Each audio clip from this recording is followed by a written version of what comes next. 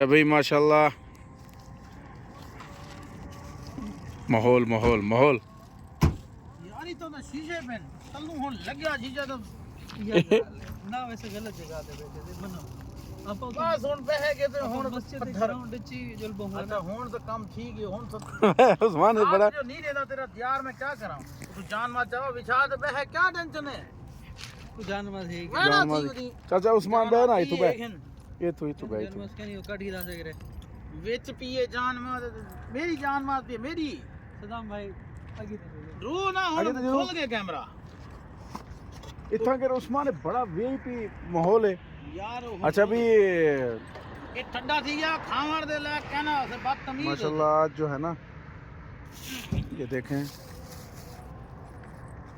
pizza چل رہا ہے جی پیزا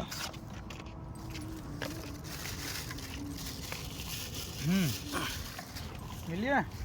روہی دا سردار ہے پیر فرید اے کون کھاتے اس پہلے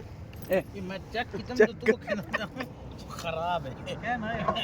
سیم چیک کر دے یہ دسوں اچھا بھائی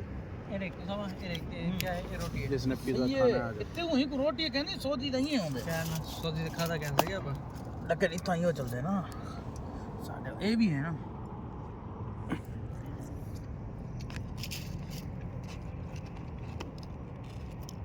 میرے کو پتہ ہے کی کو بھی ہے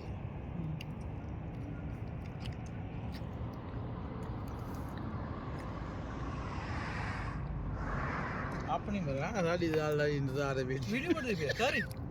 کیوں